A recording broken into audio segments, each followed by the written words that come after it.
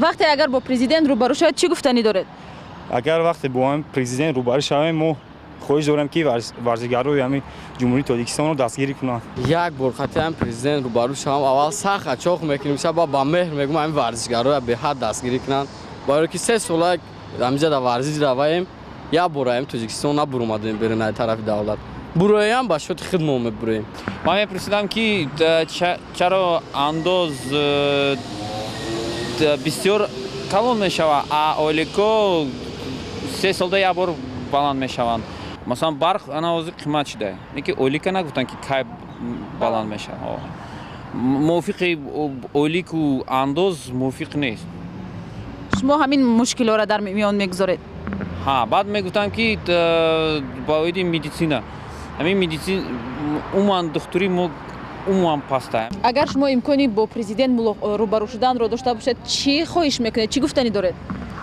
Мы скажем, что он самый лучший человек в республике. Можем сказать, что в мире.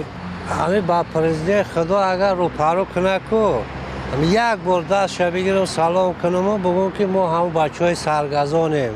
Ҳамон вақте ки ба президенти ба хуҷанд бурдагӣ мо ҳамон шофёроем. Ҳамира хаёли президент хеле мумкин ки баъд яке бига ки шумо ҳамон одамо ҳастен ё не.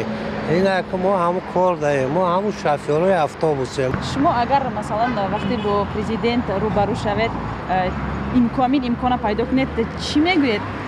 ای خورسندی چخل گم هیچی گفتم نتونم چخل پرزیدنت کتی مثال واقع میخوری ای همه چیزی قیمتترین برای هر یک تاجیک و تاجیکستانی برای ما صلح آورد. خواهش اول و آخرم که همین پاسالستا در کنسولگری ها در جوانای حضوره بسیارتر کار دارن. ما هم میفرامو که خارجی ها کار کنیم، ذوق داریم، شوق داریم، مهنت کده زبان خارجی ها رو میخوانیم، انگلیسی میخوانیم، نمیسی میخوانیم. ما رو اگر هم پاسالستا در کار گیرن با دانش سوادی خود بسیار خوب میشود.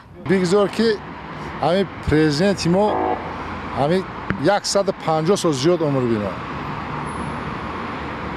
اگر امکانی روبرو صحبت کردن پیدا شود چی میگوید؟ فقط همین در حقشون دعا میکنیم 1000 رحمت میگیم. دیگه چی میگیم؟